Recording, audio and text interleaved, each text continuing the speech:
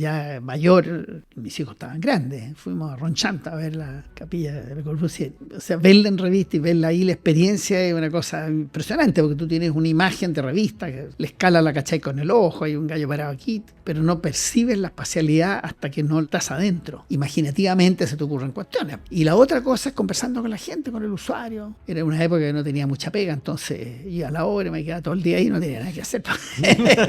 Así que aprendí a estucar, ayudaba de repente a alguna pega, me venía ayudante a los carpinteros. Es una profesión que nunca terminas de aprender, nunca. Tú vas a hacer un hormigón, tenés que aprender cómo se construye el hormigón, cómo se hace, que tiene un moldaje, que tiene una osificación, que tiene fierro, que hay que echarle, qué sé yo, hay que curarlo, invertirlo, después desmoldarlo, etcétera, etcétera, etcétera. Todas esas cuestiones es lo que se llama el aprendizaje del oficio, la experiencia. Y en arquitectura eso no se puede olvidar. Somos tan imaginativos los arquitectos, se nos ocurren miles de cosas, pero no podís, porque no hay plata. Y el tema de la plata no es un tema de rasquería, es decir, no, este gallo tiene poca plata, no, es un tema de recursos, tiene que ver con la sustentabilidad. Y la ética no solo tiene que ver con no hacer sinvergüenzura, sino que también con hacer lo correcto. O sea, yo sé que cada profesión cree que es la más importante del mundo. Para mí como arquitecto, lo más importante del mundo es la arquitectura. Todo el resto te repara, doctor, es re importante el doctor, pero te arregla, pero... En fin, no te cambia la vida, te permite vivir nomás, pero la arquitectura cambia la vida.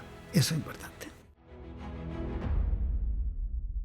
Estoy seguro que esta conversación va a ser muy increíble. Estoy con un maestro de la arquitectura, arquitecto de la Universidad de Chile, cofundador de SABAC Arquitectos, presidente del Colegio de Arquitectos del año 2006, presidente de la AOA entre el año 2024 y 2026, y Premio Nacional de Arquitectura el año 2002.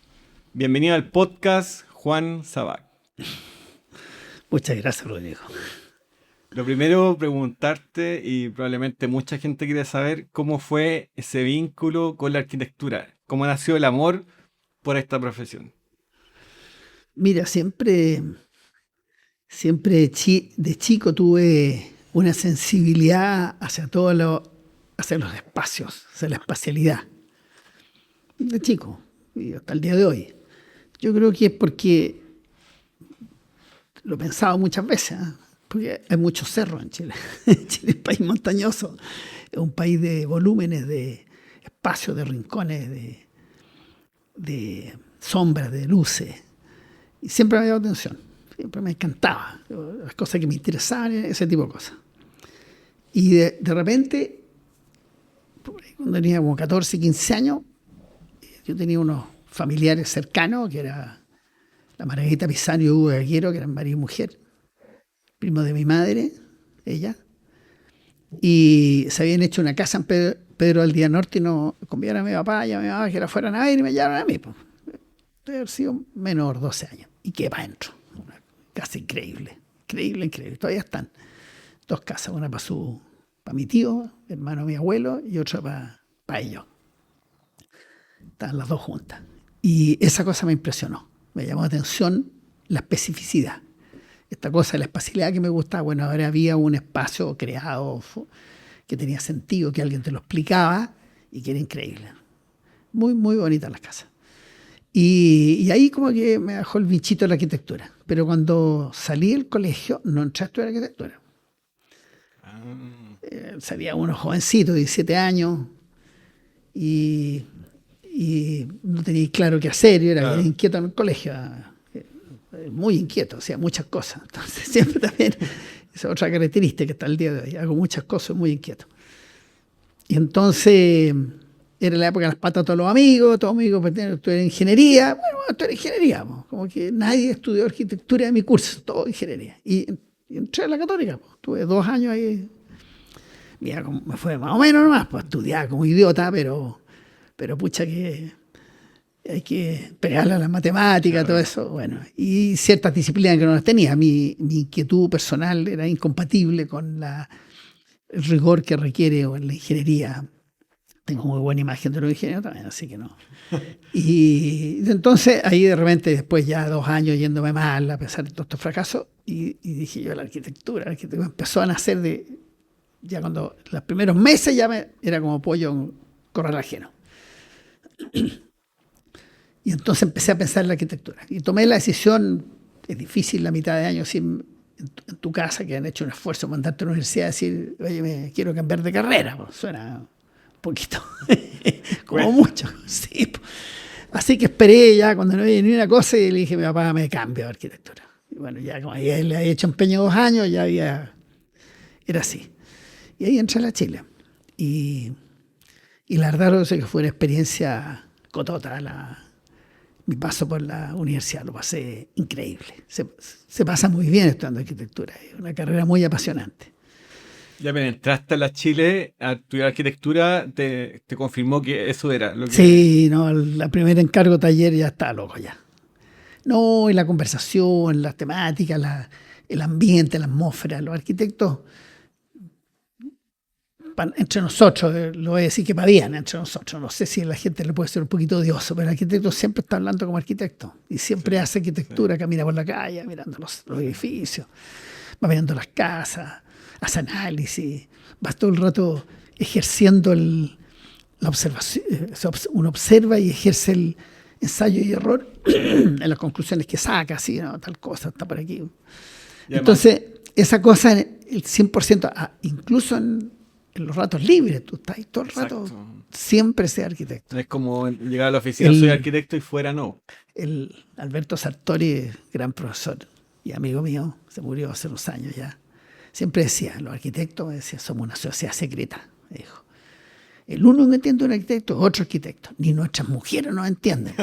¿No te pasa lo mismo? Sí, porque mi mujer es química. Nadie te entiende los puros arquitectos. Entonces hay una cosa ahí, es que es eso, es vivir en eso. Entonces, claro, un país como Chile, también una teoría rara, pero algo tiene que ver nuestra geografía. El chileno tiene límites, tiene bordes, tiene... Yo me imagino lo que es vivir en una pampa, uno dice, no hay límite. Es otra mentalidad. Nosotros tenemos, tú salís fuera de Chile, no está la cordillera, tu referente, tú tienes si está nublado, tú sabes dónde está el norte y dónde está el sur. Ahora, cuando hay sol, claro, ¿cachai? Que el sol corre por el norte. Pero tiene Chile en su espacialidad, ¿cómo se llaman? Los puntos cardinales muy marcados, además las estaciones son muy marcadas. Entonces hay una situación cambiante en la atmósfera, en el territorio, que a los arquitectos los vuela. Y además Chile en un corte es espectacular. Entender como la cordillera, Sí, el valle, sí, la orilla de la costa. Sí, no, y tú viene un gallo afuera y un amigo mío español y que estaba mirando el Cerro Promo, ese tiene 5.400 metros. No puedes creerlo. No, churra, sí.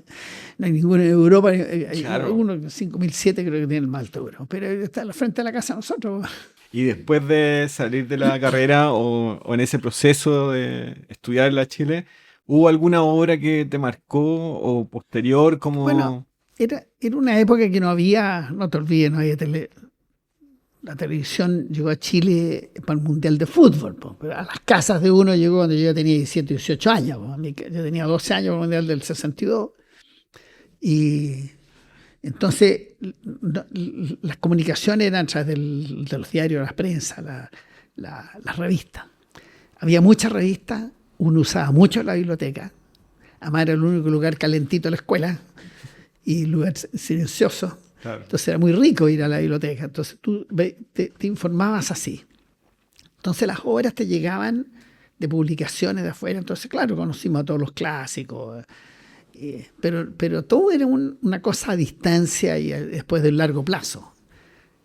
Yo cuando ya mayor, mis hijos estaban grandes, fuimos a Ronchanta a ver la capilla de Le Corbusier. O sea, verla en revista y verla ahí, la experiencia es una cosa impresionante, porque tú tienes una imagen de revista, que la escala la cachai con el ojo, hay un gallo parado aquí, pero no percibes la espacialidad hasta que no la estás adentro. Y eso empezó a pasar con obras de arquitectos conocidos, que los empecé a visitar después, cuando yo era arquitecto. Te fijas, tenía medio, podía viajé harto, y ir a ver obras. Y siempre lo que te impresionaba era eso, la imagen que tú tenías. Cuando tú la confrontas con la realidad es la imagen espacial. Que es lo que te decía, por la percepción de uno que vive en las puntas o en la parte de abajo de los cerros, tenía esa cosa espacial perceptual muy fuerte. Y quizás Chile también, lo que comentábamos, por la misma geografía, eso lo Sí, pues, hace más intenso. Es como mi teoría rara. Sí, así, esto sí. tiene que ver con los cerros.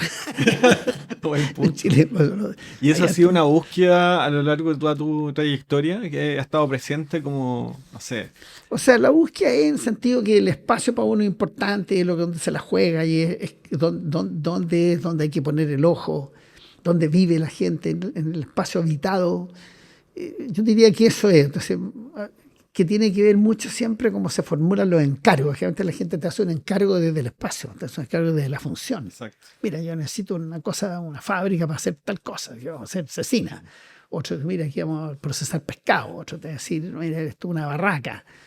Entonces hay una asociación entre la función y el espacio, que es un espacio que permite que se desarrolle esa actividad, ¿te fijas? Pero siempre es así como de la función. Las casas, la gente te habla igual. Mire, quiero 2 dormitorios, yo quiero que el dormitorio mío esté lejos de no sé a dónde, quiero tal vista, pero siempre te habla de la función. Entonces la representación física es un regalo que hace la arquitectura, una cosa. Es raro que te la pidan, sí se preocupan que sea bien y que sea representativo. Entonces, esas cosas te las piden cuando tú las propones. Es raro alguien que te dice, no, yo la quiero así, te pasa una revista. Bueno, pasaba mucho antes eso. Sí, Mucho. como que ya venían preconcebidos con una imagen Claro, te de sacaban. aplicarla. Lógico, eso había. Pero en encargos privados era más bien así. Encargos más profesionales, no. Sí. El gallo lo que quería que lo resolviera yo un problema. Entonces, ¿cuál puede decir por carácter, el adiestramiento que uno se autoformaba era el cumplimiento del encargo? Hay una gente que tiene, y cómo lo miramos para que esta cosa funcione bien y para que dé cuenta de ese encargo en términos de funcionalidad. Los primeros encargos míos no eran de casa, sino que eran de industrias, pequeñas industrias o lugares de trabajo. Entonces, era muy importante cumplir eso, porque era como una condición. Tú agarras una línea de producción, no la podéis correr para el lado. Exacto. Para que se vea más bonito. Así, ¿no? Te la trae un ingeniero, te la pone, tienes que ponerla, y ahí hay que hacerlo. Entonces, porque el tema industrial, entender que la arquitectura era un envolvente, era un contenedor de una actividad. Donde venía la otra cosa, esta mirada que tenemos los arquitectos, un proyecto, tú siempre lo miras entre un conjunto de cosas, algunas que son obvias, que son de las pies del cliente, otras que las descubres tú. En el tema industrial aparece la importancia de la gente. Me tocó partir en los años fines de los 70, 80. El país era muy pobre en ese minuto. Habían pasado una crisis terrible, una crisis política, después un golpe militar, etcétera, etcétera. Había unas recesiones, pero increíbles. O sea, cuando hoy día dice, mira, dice Santía, tú no lo notas, pero ahí sí lo notaba. Estaba lleno de gente en la calle pidiendo limosna, programas sociales del gobierno para el trabajo, tú lo percibías, ¿no? Entonces, impactar, recibir un encargo y descubrir que junto con la producción resulta que había me acuerdo una vez que era una fábrica que era de mermelada, se llama mermelada. Entonces guardaban la mermelada en unos tambores, con una bolsa de plástico, el tambor todo oxidado, tenía una bolsa de plástico negra y ahí estaba la mermelada. Y tú caminabas por los pisos llenos de agua, con unos tablones, porque los azúcares de la fruta se comen el hormigón, entonces está lleno de hoyo, es bien increíble. Esto es un horror, el tipo que hacía un alimento andaba con cotona, o sea, con overol, así como de tela de blue jean. O sea, rústico, con zapatones y qué sé qué. Entonces ahí descubrir de que la fábrica tiene una dimensión humana, quién trabaja ahí. Y desde las primeras empezamos a hacer unos baños increíbles. Le hacíamos ventanas hasta el piso, un jardín adentro. Porque nos dimos cuenta que así como en la producción, que es una cosa que es maquinaria, resulta que hay personas que viven y son felices o no en un ambiente de trabajo adecuado. Claro. Entonces, de chiquitito, como digo yo, metimos el factor humano y la percepción espacial, la iluminación natural, la ventilación. Y el resultado fue fantástico, los gallos felices. Y hacíamos unos casinos también preciosos, hasta el día de hoy. Porque además uno pensaría, probablemente La tipología industrial es donde menos uno podría, no sé, meter mano a hacer una arquitectura mejor, pero siempre se puede correr la línea un poco más allá, meter en innovación detalles que son elementales como buena ventilación, buena Sí. higiene, Lo limpieza. que pasa es que en esos años las cosas eran muy bidireccionales. O sea, si aquí el caso de la industria era una cosa que producía, había que preocuparse de la producción. Claro. Y el resto daba lo mismo. Pero esa fábrica tenía 300 personas.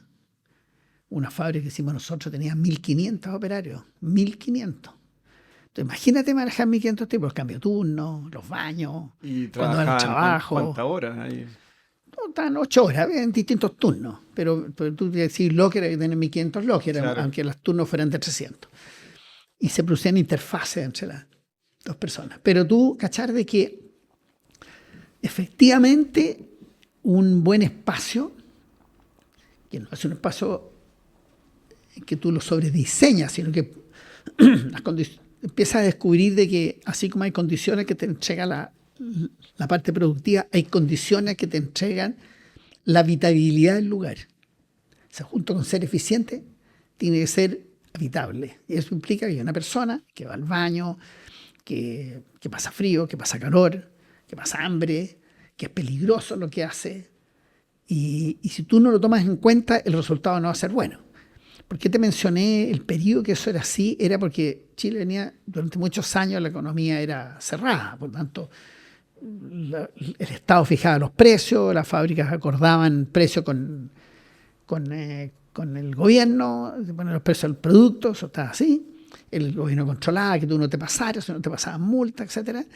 Y entonces, ¿qué significa eso? Pues que no había ningún incentivo para nada, no había competencia, tampoco había poco trabajo, por lo tanto siempre había mano de obra, el país era muy pobre, estaba recién la migración del campo a la ciudad, y por lo tanto había exceso de personas, estaba lleno de tomas y poblaciones callampas, la ciudad completa, en todas partes.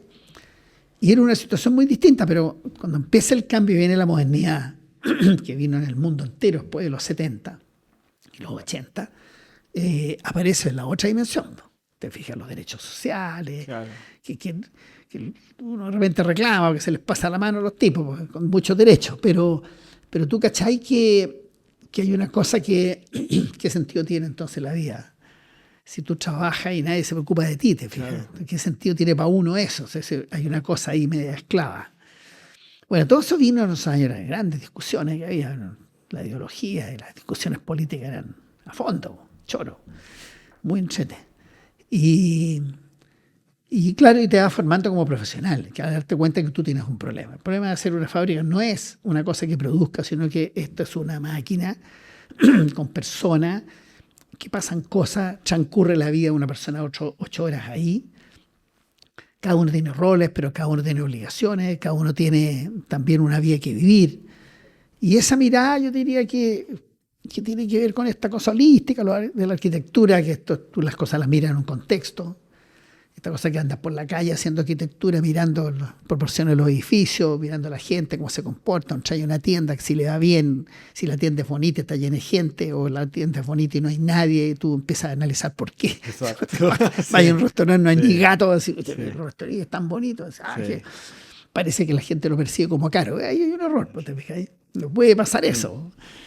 Y bueno, es un poco la experiencia. Me imagino también, a donde apunta lo que tú comentas, al enfocarse también en habitabilidad, en el tema industrial, directamente se mejora la calidad de vida de las personas que están trabajando ahí todos los días, 8 horas, porque las condiciones son mejores, van a producir mejor y van a vivir esas 8 horas en ese lugar mejor. Mira, un ejemplo así, estamos alargando un poco el tema, pero es que fue mis primeras armas. Por eso le tengo tanto cariño a esa época. Los lockers. ¿Te imagináis 300 trabajadores, 300 lockers? ¿Qué guardan adentro? Restos de comida, la toalla mojada. Un horror. Tú te acercabas a 50 metros y el olor te cacheteaba. Y entonces cuando hicimos esa misma fábrica, que era una cosa espantosa, dijimos, oye, ¿por qué no lo hacemos como en las piscinas? Po? En esa época nadie tenía piscina en las casas, tuviera piscinas públicas. Y tenía ahí, no había locker, había una guardarropía. Te guardaban la ropa y tú después en una bolsa y tú la recogías. Y como cuando hay un museo. En un museo te he fijado que te pasan un gancho, dejas tus cosas y después lo retirás con una cuestión. Entonces está la ropa guardada, nadie tiene acceso. Y dijimos, hagamos lo mismo. Hicimos eso. Convencimos a los dueños y hicimos unos carruseles, que yo lo había visto en el Louvre. Pero esto era manual, no, porque el gallo movía una manivela y se corría la cuestión. Entonces el tipo le pasaban un ganchito, entonces le dijimos, oye, lava tú la ropa, porque es una cochinada, o no se baña, no, es un asco. Entonces, al final, ¿cuánto era una lavadora? Nada, po. Contrátate una señora que lave, o un operario, y vaya a resolver. Entonces, ya no hay guardarropía, sino que un recinto cerrado, que tú bajas una reja, así como de tienda, metálica, y queda cerrado, y sacaron los robos, se acabó la cochinada, se disminuyeron los espacios, y entonces, en el fondo, ¿qué es lo que tenías tú? Los puros servicios higiénicos y un lugar que te cambiabas de ropa. Entonces era fácil iluminarlo, meterle luz, lo que te decía. Hicimos en el guardarropía, un ventanal, los jardines interiores, los ñatos estaban ahí felices. Y esa fue la experiencia que nos sirvió a nosotros para otras obras, aprender ahí a que el tema de la limpieza, el orden, el trato digno, la percepción del tipo cacha cuando está de día, cuando está de noche, de hacerle ventana a la sala de producción. Todas esas cuestiones fueron un cambio radical en nosotros. Entonces me siento muy contento de que fueron mis inicios, que son descubrimientos que hacía uno observando. No creáis tú que... Decía, claro, un poquito de imaginación, tú descubrías algo, porque tú observas imaginativamente, se te ocurren cuestiones. Y la otra cosa es conversando con la gente, con el usuario. Era una época que no tenía mucha pega, entonces iba a la obra, me quedaba todo el día ahí y no tenía nada que hacer. Así que aprendí a estucar, ayudaba de repente a hacer alguna pega, me venía ayudante a los carpinteros. Espectacular. Pasaba el día en eso, po. Y empecé a aprender ahí las habilidades de las personas, lo que son capaces de hacer, que es re importante también. Cuando haces un proyecto de arquitectura, es que lo que tú proyectas se puede hacer, po.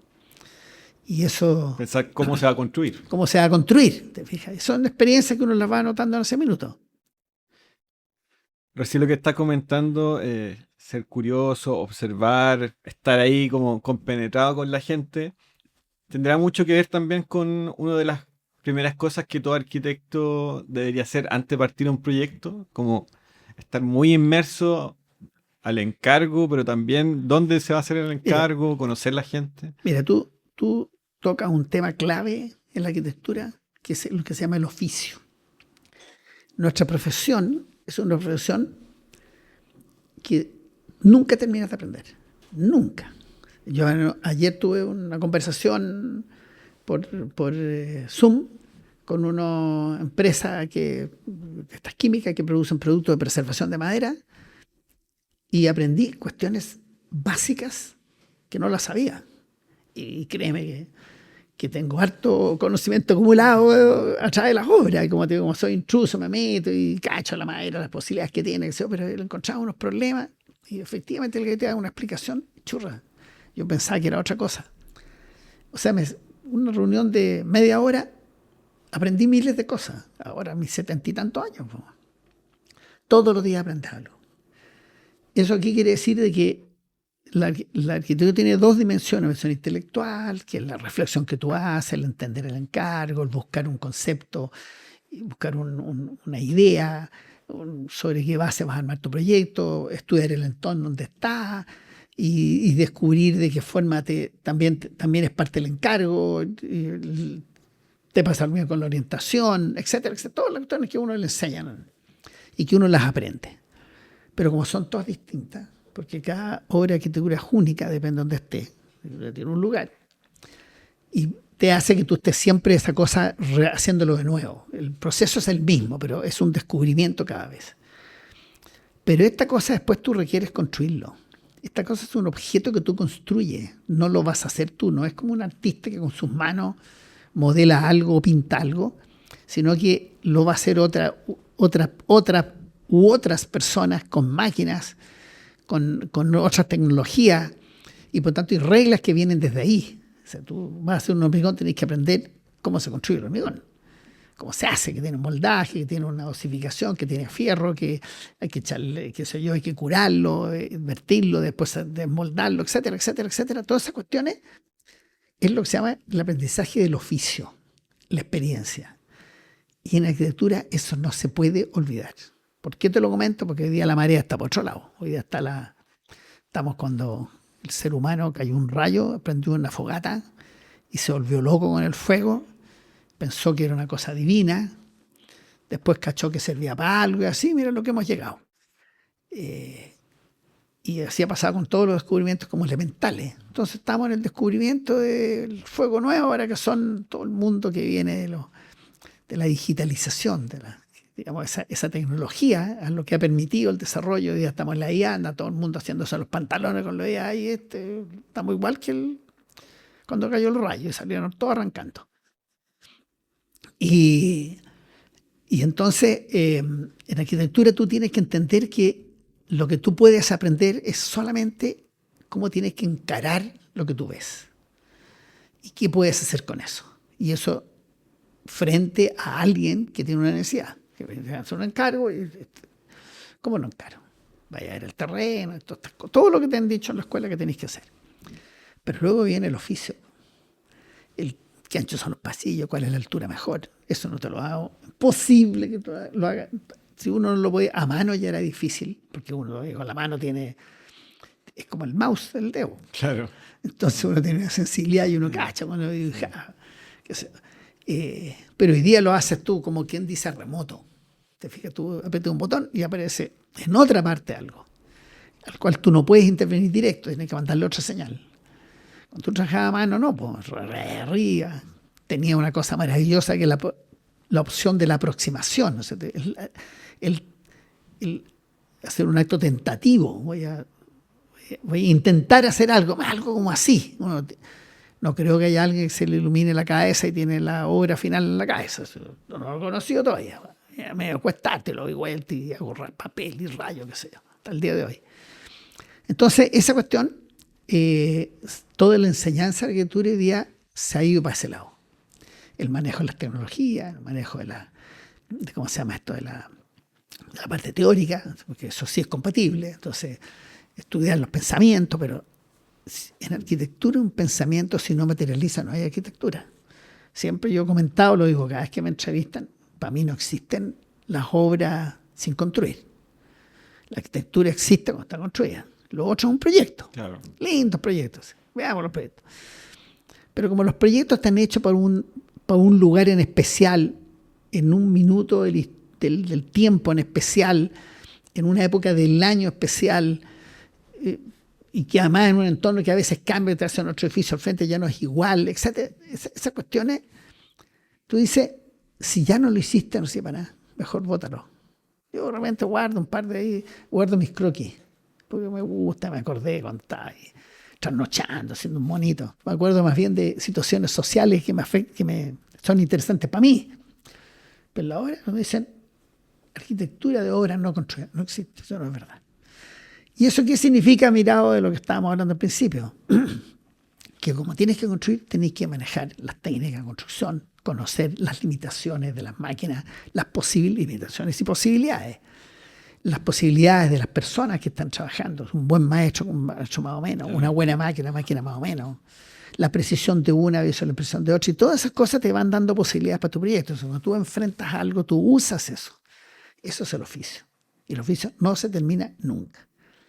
Entonces yo tuve el privilegio, la época que yo estudié, en que los cursos teóricos y de pensamiento eran los básicos. Primero, segundo año, eran 6 años. Los 2 primeros años los talleres, que eran semestrales, los cursos también. Pero toda la formación eran básicos. Después había una cosa más bien de transición, que era el tercero, cuarto, quinto y sexto era práctica. De hecho, el taller de quinto año se llamaba práctica profesional. Los 2 talleres de quinto año. Y se llamaban así en la Chile. Y tenían otra cosa que es espectacular, que eran los talleres verticales. Entonces tú estudiabas primer año y segundo año en un taller, pero tercero, cuarto y quinto era un solo taller con alumnos de tercero, cuarto y quinto. O sea, habían alumnos 2 semestres tercero, los 2 semestres cuarto, 2 semestres quinto. No te imagináis cómo se produce una apertura en tu mentalidad cuando veis uno está en tercer año y todavía es cabrito, un cabro de quinto, y tú podéis creerlo. Claro, como se pegó ese salto. Ay, señor, ¿cuándo voy a poder hacer esto? Me pasaba cuando había alguien colgando proyectos de título, nos metíamos a los talleres, estaba en primer año, segundo año, veía unos proyectos, y decía, no, me quiero ir para la casa. ¿Cuándo? El oficio. El oficio. No creo que uno sea más inteligente, puede saber más, vaya a pensar más, decir cosas mejores, más coherentes, vaya a poder sistematizar tus ideas, todas esas cosas se adiestran. Y el oficio se practica. Entonces, mientras tú no practiques, después me fui a trabajar dibujante en otras oficinas y empiezas a aprender el oficio, a aprender a dibujar, cómo se acota, por dónde se parte, qué plano se hace primero. Esa secuencialidad que tiene una obra también existe en los proyectos. ¿Cómo aprende la secuencia? No llega el profesor y te dice, primero usted ponga un papel en blanco, péguelo al tablero o prenda el computador. No, esa cosa es oficio. Y uno no se puede saltar la etapa del no oficio. te la puedes saltar. Entonces, hoy día, en mi gran preocupación, no se ha internalizado lo que significa hoy día la revolución digital que tenemos, no se ha internalizado relacionado a la arquitectura. Por eso está todo el mundo asustado. Con inteligencia artificial te van a hacer un proyecto en 2 tipos. No creo. No, está difícil. No, está difícil.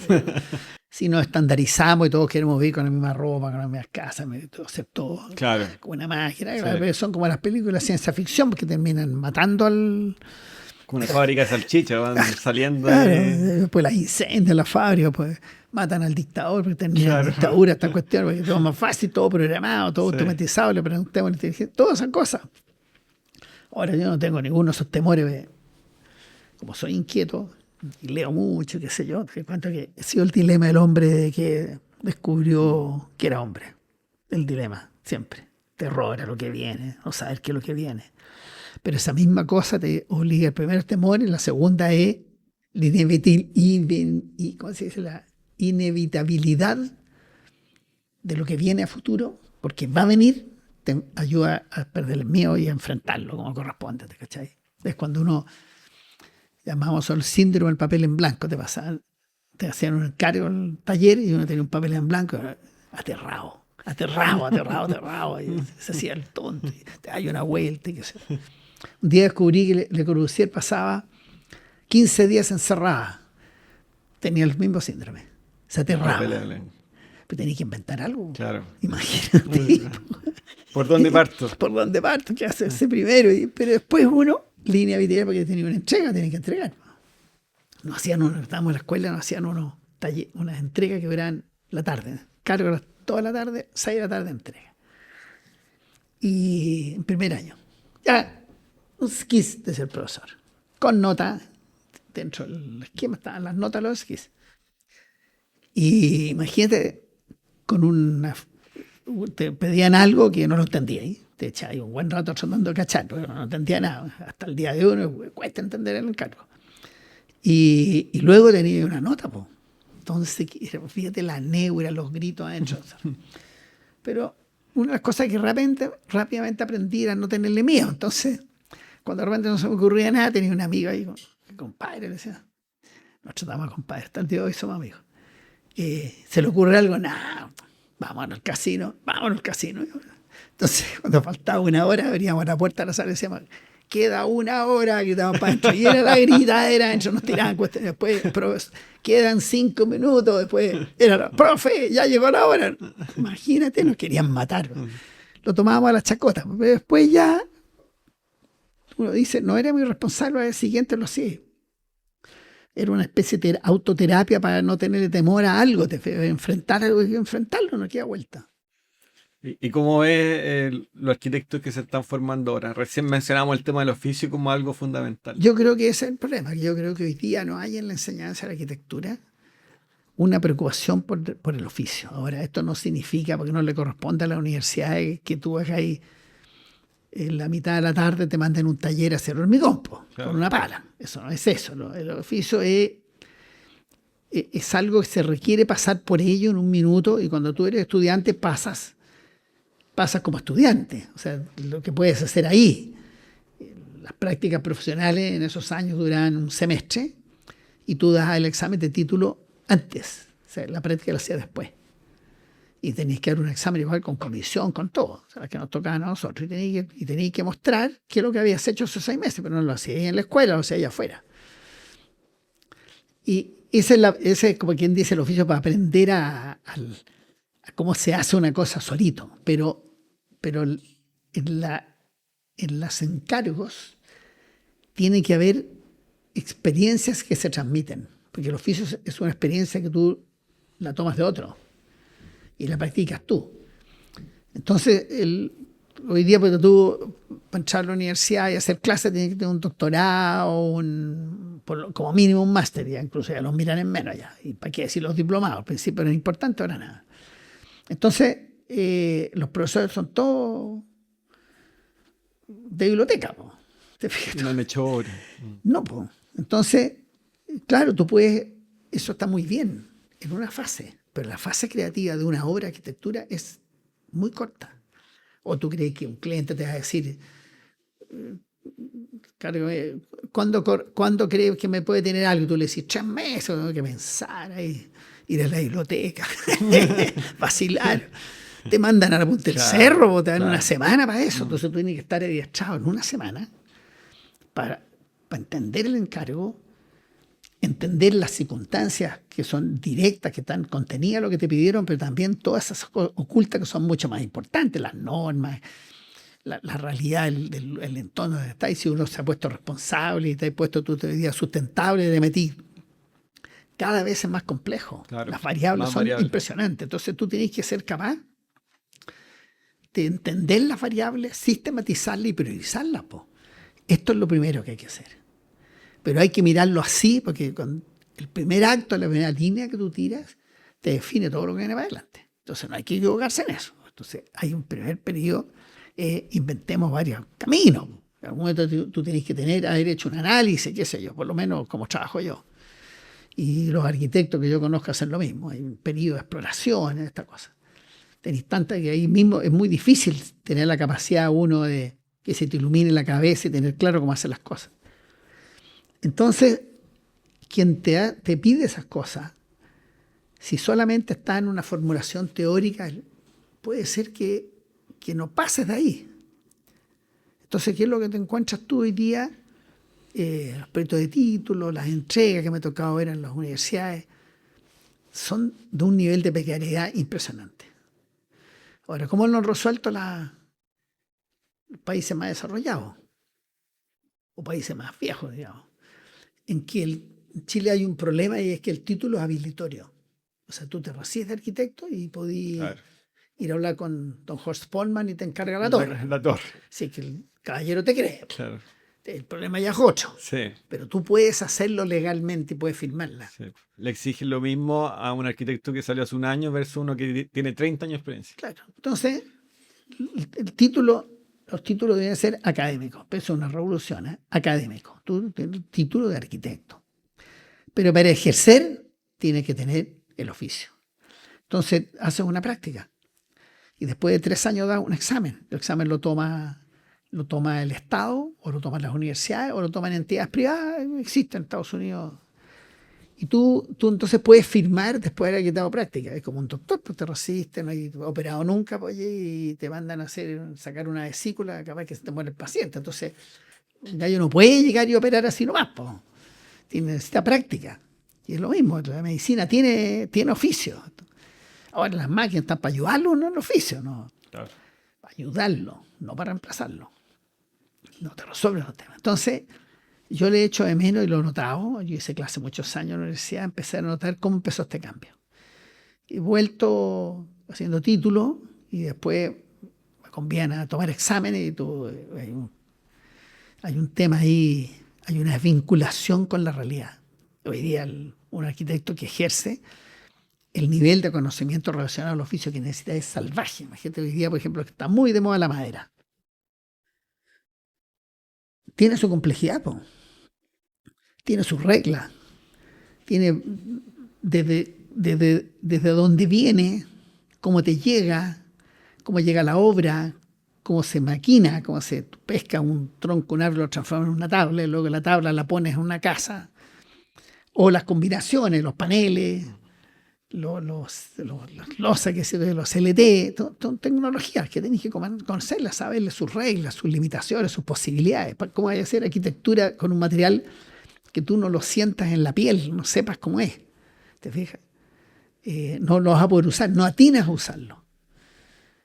Ahora justamente nosotros en la Asociación de Oficina de Arquitectura con el Centro de la Madera de la Universidad Católica armamos un curso para los arquitectos porque los gallos como yo, ya viejos, la madera la hemos usado como material de revestimiento. Y por lo tanto las posibilidades estructurales uno las conoce, claro, porque las usa como un tabique, pero hacer una casa, claro, hasta ahí llegáis tú nomás. Pero hoy día con las tecnologías actuales de preservación, de pegamento, de uniones, puede hacer edificio 40 pisos. ¿Vale? Entonces, y además es sustentable, no tiene huella de carbono, claro. Impresionante, es pura ventaja. Pero tiene problemas. Y eso hay que conocerlo. Entonces, patinar o usar algo tenés que conocerlo. O sea, usar una oficina que traje en madera y aprendiste. Te tuve que ir a ver la obra y aprendiste. Y ahí eso es lo que se llama el oficio. Y eso está faltando, por ejemplo, en los proyectos de título, que muchas veces hay una disociación entre el proyecto y si ese proyecto se puede construir o no. Por ejemplo, no les va a gustar a la gente de la universidad esto que voy a decir. Una aberración es un proyecto sin tema o sin encargo. Nunca en mi vida profesional, y yo creo que desafío que alguien haga algo, no sé, que seas millonario, te quieres dar un capricho, te ha sido una casa al gusto tuyo o te ha sido una cosa para ti. Toda obra nace con un encargo, hay una necesidad. Aparece una oportunidad, a lo que fuera, una necesidad, una oportunidad, a lo que tú quieras, pero hay algo que lo motiva antes. Sí, claro. Y eso se llama encargo. Y alguien te lo define. Nadie te pide, mire, ¿sabe qué más? Hágame una cosa, no sé para qué, pero hágame algo. Eso no pasa. Sí. No. Entonces, hay una cosa concreta, sí, claro. Pero además hay un lugar. Tampoco tú haces, claro, si tú quieres producir una cosa que como los autos, donde tú las pones, bueno, pero es uno, podría haber un tema de arquitectura así también. Una cosa que se transporte, claro, los containers. Pero siempre la arquitectura tiene un lugar. Y si no la tiene, tú sabes que no la tiene. Te dice, mira, esta cosa, aparte de sus elementos, que es algo transportable. Ah, ya listo, es transportable. ¿Cuántas veces en la escuela te encargaban algo así? Pero es una respuesta distinta. No es que no exista. Está declarado. Está declarado. Sí. Entonces,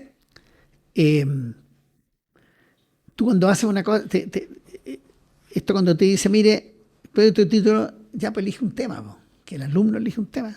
¿Qué va a elegir si no tiene necesidad? Empieza a inventar. Y cuando tú inventas, todo es cuento. El lugar, los problemas, el programa. Entonces te dice, mira, yo voy a hacer un centro de familia, no sé a dónde. Entonces ahí van al ministerio, los CEFAME, ahí te piden y hablar con los arquitectos, te ayudan a formular un encargo que no existe, porque no está la necesidad. Entonces todo se transforma en el gallo que te contesta en el entidad de gobierno relacionada con lo que a ti se te ocurrió hacer, te va a contestar como de un cabro chico a pedirte ayuda. Oiga, ¿me puede ayudar con esto? Porque no es verdad. Entonces, no es riguroso. No es riguroso. Entonces uno dice, estos problemas de Chile son salvajes. Mira sí. Ahora las cosas que está quedando con estos temporales. Ahí hay un encargo. Sí. ¿Quién lo tiene que formar? El profesor. Pero concretamente nos vamos a ir al Islón, se llama este que quedó las cosas que estábamos conversando antes sobre estos dramas. Entonces ahí hay una situación geográfica, situación climática, de pobreza, de recursos, de casas que existían, de materiales mal usados, de miles de cosas, de planificación. Ya, ahí hay un tema concreto. Eso es un encargo. Vamos a ir al Islón y vamos a ver cómo reconstruimos el Islón. Entonces tú haces un proyecto el estudiante puede ir a hablar con los damnificados y van a poder decirle y tú entender las causas, partía analizando las causas y una vez hay que cambiar el lugar, parte por eso esto, a lo mejor está equivocado eso, está mal, Nunca había estado eso ahí. Después que el puente lo hicieron mal, ya es un remate, pero tenéis que pensar que el puente alguna vez se puede caer. Si eso que llegan los periodistas y dicen, no, la falta de planificación, dice, se cayó el puente, claro, pero hacía 100 años, 50 años no había lluvia así, pues, no sea cachetón, pues, lo está diciendo con el diario el día del anticipado una semana. Pues. El tema y otras cosas que los arquitectos van a ser capaces de ver es ponerse en la situación del transcurso del tiempo. Tú haces una obra y qué va a pasar después, te va a pasar una carretera, te van a hacer un edificio, en fin, los materiales no te van a durar, hay que hacer la mantención. El oficio te da esa capacidad de la mirada anticipada. Dentro de los análisis que hace uno en los proyectos, siempre tú te pones en qué va a pasar un año más, 5 años más. Y además ese proyecto probablemente va a tener un impacto más allá de la academia, sino incluso puede tener un impacto práctico en una contingencia actual. Claro, pero claro, pero también tiene que ser capaz de evaluar si esta contingencia se va a repetir o no se va a repetir. Aunque tú digas que se va a repetir en 50 años más, no importa, pero igual pongamos la casa 5 metros más arriba. ¿Qué sé yo? Claro, ¿te fijas? Claro. Te quiero decir que las cosas tienen, la arquitectura tiene una tangibilidad, existe, está puesta ahí. Y tiene materiales, y hay clima, y hay personas que cambian, después se va la familia, llega otro. Nosotros estamos viviendo ahora barrios enteros que tú los ves tan deshabitados, después hay escasez de suelo en otro, porque la gente, las casas de antes ya no te cumplen, son capaces de cumplirte con las prestaciones que la gente hoy día te pide. Entonces, las ciudades son vivas, ¿te fijas? Entonces, todas esas cosas en la formación de la arquitectura tienen que estar. Entonces, que venga un ñato que te plantea, mira, vamos a hacer la casa, el poeta en el cerro, no sé a dónde. Entonces, tú dices, bueno, ¿y dónde está la problemática? Pero se transforma en un proyecto de forma. Claro. Y como hoy día con la inteligencia artificial y los computadores y los renders hacen maravillas, hacen leso a los jurados en los concursos. Entonces, es tan fácil mentir hoy día. Pero cuando tú te veías enfrentado a una realidad y mentir, las cosas que te quedan, yo te digo, olvídate las cosas que durante toda mi historia profesional metías de pata que uno se manda, po. Te hacía amigo el maestro y lo arreglan para callado antes que te cachen. No, me parece muy aclarador varias cosas que estamos comentando. Y otro punto que mencionamos antes de grabar era cuando, bueno, uno está partiendo de una oficina, cuando un arquitecto ya con años de oficio, muchas veces llega un encargo, pero no todos son clientes. Hay algunos que son clientes y otros que no. Ese punto me parece muy bueno. ¿Cómo uno puede diferenciar si uno es cliente? Los arquitectos, con tal de hacer una obra, somos capaces de matar a la mamá. O sea, el arquitecto es un angurriento. Engurria a hacer una cosa. Entonces te llega un proyecto y te volvís loco. Y eres capaz de hacer cualquier cosa, hacer el proyecto. El arquitecto es un, así como dicen, un animal político, es un animal arquitectónico. Un animal de obra. Un animal de obra, sí, construir, hacer una obra y qué sé yo. Y eso motiva conflictos en las oficinas, en todos lados. Y entonces eso te impide ver de repente cuando el encargo está mal formulado. Y el encargo está mal formulado porque la persona que te lo está formulando es inadecuada, no es tu cliente. Lo primero que hay que cachar si es tu cliente. Cuando llega un gallo con una excentricidad y tú tienes que irlo como con beso, lo que te pide, dice, no, estamos mal. Y eso, pero esta cuestión es sí o sí, no hay otra alternativa. Cuando el tipo no es tu cliente, hagas lo que hagas, la obra termina en un fracaso. Te vas a pelear en algún minuto. A no ser que tú te transformes en un mercenario y hagas lo que el gallo te diga y te da lo mismo. Pero muchas veces ni así. Te llega un gallo caprichoso, que no viene con una necesidad a buscar un arquitecto que lo ayude a resolver un problema que él tiene, sino que viene con una idea prefijada, tiene un ego más grande que él y quiere que le haga una cosa determinada. Cuando te traen una revistita, a veces la revistita no necesariamente, y estoy hablando también como viejo, no te traen revistita, te traen una foto, una imagen. Te traen una imagen muchas veces por inseguridad. Entonces, ahí hay otro punto importante que es que entender que para que haya una relación fluida entre un arquitecto y un cliente, lo primero que tienes que hacer es que te crean. Mira qué fácil. Si el gallo no te cree... Y confían en ti. Exacto. Tú tienes que conquistar la confianza, que el gallo tenga la certeza que tú le vas a resolver el problema, porque ahí se abre y te expone lo que necesita y tú en la conversación vas construyendo lo que el tipo necesita y van haciendo juntos buscando la respuesta. Hay una etapa de formulación previa que es una búsqueda y hay que hacerla con el cliente. A veces con la experiencia uno llega un cliente como típico, uno se salta eso, pero igual tiene un periodo que uno algo le pregunta ahí. Entonces, bueno, si tú no lo... entonces cuando el cliente no es tu cliente es que no te entregó la confianza. Y por lo tanto, si no te la entregó, no te va a creer. Y te va a confrontar con otro tipo, le va a ir a preguntar a otro, y te va a pasar mucha, oye, mira, mi señora tenía un primo arquitecto, estuve y le pregunté y me dio una opinión. La primera cosa, me dan ganas de matar al arquitecto psicólogo. A mí muchas veces me preguntan, no, digo, si los arquitectos son re ingeniosos, miren lo ingeniosos que son. Exigen nomás. Pero no le digo, ¿cómo está? Bien. Pero trato de no hacerlo, porque dejáis un código ético mínimo y de respeto. Aunque el gallo esté equivocado, es mejor decir, mira, si el gallo tú estás ahí con duda, búscate una alternativa.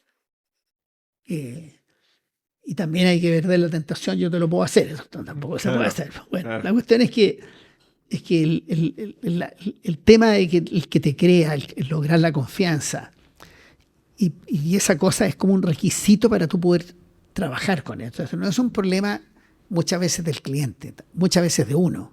Uno no es capaz de dar la respuesta y uno tiene que atenderse que vamos a terminar mal, no nos entendemos, ¿sabes qué más? Búscate otro profesional, no te puedo atender. ¿Te cachai? Y hay que tener cojones para eso, ¿eh? No es porque uno no quiere hacer la obra. Entonces a mí me pasó, recién recibido un concurso que era por un grupo de casa para unos jueces. Y entonces nosotros, con la euforia y la niñez de la juventud extrema, nos dieron las bases, porque era un concurso privado, han llamado como a 5 o 6 oficinas. Y entonces cambiamos los terrenos, cambiamos los tamaños, las casas de un piso le hicimos de 2, porque mira, están quedando tan lindas que le van a encantar a los tipos. Que llegamos y nos tiraron por fuera la primera, fuera de base, no cumplíamos con ninguna cosa. Entonces nos dijeron, cuando el gallo exponían ahí lo que nos habían sido los ganadores, dijeron, no, este perrito es re simpático, deben ser re jóvenes, estos gallos unos chiquillos, deben ser re bonitos, pero nada que ir con lo que nosotros queríamos. Porque además no le alcanzaba la plata, había unas medidas, había una superficie que era porque era la plata que le alcanzaba a ellos, te fijas, los jueces no son muy millonarios que digamos, pues entonces, jueces, digamos, del Poder Judicial, del mandos medios, cosas locales, qué sé yo. Y habían hecho un esfuerzo, una cooperativa, en esos años se usaba mucho, se hacían cooperativas y armaban una población, un grupo, un conjunto habitacional. Y nosotros los pechugas, en vez de 110 metros, acá tenían 220, 2 pisos, el terreno que era cuadradito lo hicimos redondo. Y la ilusión era que iban a quedar tan contentos, les iba a gustar tanto que iban a hacer un esfuerzo en conseguir la patria y íbamos a ganar nosotros. Cáchate. Como una edición sin oficio, claro, eso sin oficio. Claro. No entender que hay limitaciones de plata, que hay limitaciones de tiempo, que hay limitaciones físicas, hay limitaciones tecnológicas. Todos son temas, problemas. Pero esa es la maravilla de la arquitectura, ¿no? Enfrentarte a los problemas y resolverlos. Después ya con el tiempo te pones más cachetona y más liviano y las cosas eres capaz de procesarlas más rápido, pero al principio es de mucho esfuerzo. Cuando uno recién está saliendo de la universidad, está comenzando una carrera profesional, peca muchas veces ingenuo, como que cree que hay una cierta ilusión en las cosas, que uno le puede dar vuelta la mano a proyectos que de repente uno puede hacer más y eso se va a valorar más. Mira, a ver, aquí hay un tema que se llama la incontención contenida. Somos tan imaginativos los arquitectos, se nos ocurren miles de cosas, pero no podís, porque no hay plata. Y el tema de la plata no es un tema de rasquería, es decir, no, este gallo tiene poca plata. No, es un tema de recursos, tiene que ver con la sustentabilidad. ¿Qué recursos tengo? Tengo un terreno, tantos metros, tengo tanta plata. Por lo tanto, es un dato. No me puedo rebelar contra eso. Lo otro es una chiquillería. Si no, no es chiste. O sea, es como Los proyectos de título que te decía, porque encargo sin usuario, sin tema. Sí. Encargo inventado. No tiene límite. Primero, no sé cómo lo evalúas. O sea, claro, tú puedes evaluar forma, pero si no, eso no es una obra de arquitectura. Entonces, además que uno lo que está evaluando ahí es un proyecto, no una obra. Entonces, el oficio te ayuda a darte cuenta en ese proyecto en qué va a terminar. Eso uno empieza a cacharlo. Cuando te encontráis tú, los arquitectos, como usamos para hacer un proyecto, un proceso que es el ensayo y error. Te fijas, uno ensaya, lo critica. Al final uno tiene una capacidad de análisis salvaje y una capacidad de crítica igualmente salvaje. Uno lo pasa re mal, ¿eh? Es difícil ser arquitecto feliz. Todo. Y cuando está construido te me hay amargado, que me equivoqué aquí, me equivoqué allá. Hay que hacer ese trabajo, ir a mirar las obras, analizar en quién te equivocaste y qué pude haber hecho mejor. Pero eso es para aprender. Entonces, cuando te llega un encargo, tienes que ser capaces de entender las dimensiones del encargo. Para eso hice este comentario. ¿Cuáles son los límites que tiene? Y tú tienes límites que te pone el propietario, que es el terreno, los recursos, lo que él busca, lo que tú tienes que lograr, pero tenías otros límites. Los vecinos, no los vecinos que te van a reclamar, sino que no podéis ser tan carepalo de hacer una obra sin tomar en cuenta que lo que hay al lado. Tiene un entorno inmediato que te dice cosas. La calle tiene una vereda, hay niños, no hay niños, hay un semáforo al lado, no hay un semáforo, un fondo saco. Son situaciones que te permiten a ti hacer cosas con ellos. Pero también existen otras cosas que es el territorio, las cordilleras, las vistas. Y otra cosa que es la memoria. Estoy recabro, pero yo siempre cuento esto. Mi papá era médico y entonces hizo su pasantía en la zona en Putaendo. Entonces yo hasta los 5 años viví en Putaendo.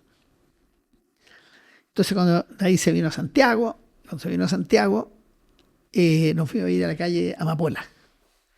Al ladito, a una cuadra, 2 cuadras de Eloy Yáñez. Y el colegio está al frente, que es el San Gabriel. Mi mamá mandaba al colegio Barrio, se usaba en esos años. Hoy día tú ponías el colegio que aspiras, en esa época mandaba el barrio. Y entonces tengo todos unos recuerdos de mi barrio. Jugábamos en las calles en esos años. Imagínate, Apolo, Eloy Yáñez, tú jugabas en la calle. En Eloy Yáñez no había más tráfico, pero en la Apolo podíamos jugar. Y todos los niños estaban afuera. Entonces hay un recuerdo de mi niñez así de patote de barrio, como en el colegio, los cursos de abajo, lo pasaba salvaje. Y ir años después, que verlo por muchos años, pasaba de repente y ahí estaba. Pero de repente un día, ¡pam!, no estaba en la casa. Había un edificio. Y me dejó una angustia. Fíjate que me emociona cuando me acuerdo. Porque algo me falta. Pues esos recuerdos de niñez, claro, de patote, cabros chicos, de gallos que te los topáis después en la vida, en distintas situaciones. Y una historia. Empecé a cachar por esa experiencia, una tontera, la importancia de lo que viene atrás. Sentirse que uno es parte de algo. En Chile, claro, los cerros son tan grandes que hay tampo. Pero la identidad. Pero los antiguos barrios, eso que tú caminabas unas cuadras para arriba, empezaban los pocheros, eso se acabó. Entonces hoy día tenéis que andar 1 hora en auto para arriba. Hoy día está todo reglamentado. O sea, las calles no las podéis pasar así nomás, tenéis que pasar por una luz roja. Antes no miraba y nomás ahí pasaba. El peatón predominaba. Eran tan pocos los autos que el tipo andaba preocupado. No, era él que estaba preocupado, no nosotros. Y era una cuestión, una ciudad que tú, a medida que vais creciendo, la vais entendiendo cada vez más, te fijas, pero empieza a ser parte de tu acervo colectivo, de tu o sea, toda la cosa de tu cultura, de tu mirada, el arraigo. Entonces, sí, claro, es una cosa grande. Por eso fíjate que nosotros empezamos con mucho gusto a hacer mucho reciclaje. Nos tocó hacer muy tempranamente reciclaje. Y es una materia apasionante en arquitectura, pero apasionante. Y tiene la gracia que el reciclaje mantiene las memorias. Cambian de uso, pero ahí están los edificios, claro, ahora en otro. Es como que se va el vecino y vuelve otro vecino más y te hacía amigo de los cabros que llegaron. Te pasa eso, pero hay un continuo en la ciudad. Esto de echarse la ciudad o cambiarse de barrio. Tú te das cuenta, en la ciudad de Santiago, mancha gigantesca de barrios enteros, promedio de edad 60 años, 65 años, porque los jóvenes están en otro lado, no vuelven ahí.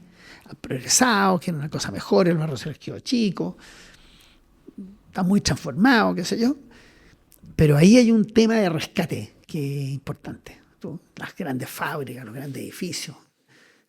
Imagínate el tema, además, lo que te ahorra en contaminación. Claro. Entonces nos tocaron un par de experiencias notables. Yo digo, las obras que más cariño le tengo son esas obras que nos ha tocado hacer una intervención importante, rescatar una obra que a lo mejor no tenía mucho valor arquitectónico, pero que al final hoy día es una obra encachada. ¿Te fijas?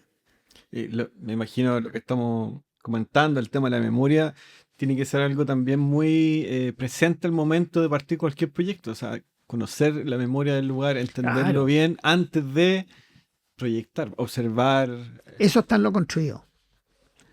Esto se lo oí un día a Jaime Márquez, que era el asesor urbano de Providencia. Peleé harto con él, un viejo bien jodido, pero tengo un muy buen recuerdo de él. Entonces en un momento dijo, hay que construir sobre los ladrillos que existen.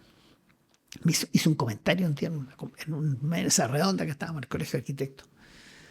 Y nunca se me olvidó. La cito cada rato. Oye, muchachos, ¿cuáles son los ladrillos que hay? Entonces, hay cosas que hay que cuidar, que hay que tratar de preservar, ¿te fijas? Por lo menos la mirada no, claro, realmente quedémosle nomás, pero tiene que ser cargo de otras cosas, de la calle, del barrio que está al lado. Y mira, el encargo es infinito. Por eso te hablaba de la incontención incontenida, porque uno quiere, pero hay que contenerse. Sí. Entonces, hay que descubrir con incontención todas las variables posibles, pero luego empiezas tú a ver cuáles son las claves, las importantes. Es parte del análisis. Y cuando uno está iniciando una oficina, alguien que nos está escuchando, hemos transitado por los proyectos que ustedes han realizado con tu hermana en los inicios de la oficina. ¿Qué cosas crees tú, mirando hacia atrás, fueron esenciales para tener consistencia en el tiempo, en obra, en proyectos? Mira, cuando nos cayó la teja, que todo encargo es bueno, eso lo repito siempre, todo encargo es válido. Cuando tú sales y con esta formación que tienes sobre temas que uno inventa, y que uno inventa todo, ¿no es cierto?, se te produce que todo lo encontréis rasca. Claro. Y las pegas que te salen... Un cierto prejuicio. Claro, tú te crees más de lo que eres, o tenías aspiraciones, qué sé yo, querís ver las cosas rápido, y entonces te hacen encargo que te da lata, o encargo que no encontráis que no son de arquitectura, que alguien te pide, porque tú, oye, mira, quiero pintar la casa, me puedes ayudar con los colores, y uno dice, no sé quién, alguien de buen gusto. Y finalmente, la realidad te lleva a que tenés que hacerlo igual. O por oficio, porque si no aprendes, y recuerdo con mi hermana, dentro de los periodos de pobreza que teníamos, hacíamos muebles, pero nosotros nos asociábamos con unos maestros. Como éramos unos ratas, no teníamos ni un problema, éramos socios con los maestros. Nos repartíamos la pata media. No media, pero es muy equitativo. Quedamos todos contentos. Y claro, los que trabajaban nosotros lo hacíamos ayudantes. Le sujetábamos las herramientas, de repente hacíamos un hoyito, qué sé yo qué, pero la experiencia de ese trabajo y después ir a montarlo, estos muebles, había que ponerlo en la tienda donde nos habían contratado para hacerlo y nos quedamos hasta las 2 de la mañana, una pap, maestro toman pap, y así el racimo de uvas y pan. Y con mortadela, comíamos con ellos en la noche, con mi hermana había tenido 22 años en esa época, es mucho menor que yo. Pero la experiencia del trabajo, aprender las limitaciones, las cuestiones, y después quedarte feliz porque el mueble quedó re bonito, descubrir la belleza y el cariño en que hiciste algo. Entonces, claro. ¿Por qué te lo comento? Porque yo siempre digo, nosotros partimos el año 84, pues yo había recibido el 75, ya 9 años. ¿Qué hice esos 9 años? Nada, po. No hice nada. O sea, Como de obra. De no, proyecto. ni una cosa, yo no tenía pega, usted no hacía lo que venía. Empecé a cacharlo después, al principio no, estaba esperando, ahí me llegaban pegas de esas, oye, una ampliación, oye, una ventanita, oye, ¿por qué no me ayudáis que quiero arreglar una escalera? Y era menos, pues, si vos queríais una obra. Nada, me presentaba a concursos que no había pésimo. Y además me puse a estudiar, o sea, pero tuve años de cesantía total. Pues. Mi mujer, que era química, es química, a pesar que trabaja conmigo la pobre ahora dejó la química. Mantenía la casa, pues. Y yo trataba ahí, esperaba que me llegara el Guggenheim. No llega el Claro. Guggenheim. Llega la pintada, el cerco, el arreglar la escalera y empezamos a hacer esas cosas con la Mariana. Y lo de los muebles era eso, podía ser una estantería para una oficina, era así. En esa época no estaban los muebles prefabricados como hay hoy día. Entonces había maestros que lo hacían y habíamos arrendado una oficina, no la arrendé, mi papá me ayudó, arrendó una casa. O sea, yo tenía mi oficina ahí, tenía una carpintería ahí en el garaje. Po. Y íbamos a montar y aprendí todas esas cuestiones. Po. Y de repente, y así empieza. Entonces, tú me dices, eso significa que no hay que tenerle miedo a la pega, no hay que terminarla en menos, cada pega hay una experiencia, cada pega te genera una emoción. Aprendes a conocer cuando el gallo es cliente, cuando no es cliente, aprendí a tratarlos también. Y esto significa que conversamos antes ahí, de repente pelearse con un cliente. Y la pelea, cuando uno la da en función de que uno siente que está en la razón, y si uno objetiviza, porque no es fácil pelearse con un fulano, y uno hace las cosas que tiene que hacer. Desde decirme una palabra educada, mire, no es lo que yo hago, no tengo tiempo, qué sé yo, hasta decirle, mándese a cambiar, pero usted no tengo nada que ver con usted aquí, tener de repente la valentía y la pachorra para echar un gallo afuera. Pero esas cosas las aprende uno así, pues te fijas, desde habiendo no sé, los orígenes de los encargos, las limitaciones que tienen, cachar si el gallo te está tomando el pelo, o es un fanfarrón, o un ñato que quiere lucirse contigo, qué sé yo qué, y aprender a identificarlo, saber cuándo un encargo es encargo. Eso lo da la experiencia y el oficio. Te lo da la experiencia. Sí. Te lo da la experiencia. O sea, esto obtener que tenía que ver con lo que hablábamos un rato, tener la confianza. Tú tienes la confianza, sí, claro. Al final el gallo te cree y no pasan esas cosas con el gallo. Y hay tipos que tú cachas que no le interesa creerte. Te quiere usar. Y eso hay que cacharlo. Y te ahorra una cantidad de problemas, pero tuve enfrentamientos serios, así de... Siempre fui aniñado. ¿Eh? Tú sabes que los chicos no saben que son chicos. Yo vine a cachar ahora de viejo, que en realidad soy chico, parece. Como los Fosterri, atacan a todos. Esas peleas me imagino que también tenían que ver como con la convicción, con lo que uno cree y que lo está defendiendo. Es que la convicción te la da, oye, cuando tú tratas de hacer las cosas bien y tienes una actitud de dar una respuesta profesional y bien hecha, qué sé yo qué, ahí entras en conflicto con quienes no tienen esa actitud. Porque hay clientes que lo único que quieren es que tú les resuelvas el problema y te creen. Y también hay que tener cuidado porque uno puede cometer errores, entonces te sientes más responsable todavía. Te pasan situaciones, te llegan temas que tú dominas y le dais dos opiniones al cliente, el cliente te queda con los ojos abiertos y dice, oye, qué salvaje. Y uno dice, aquí lo tengo listo.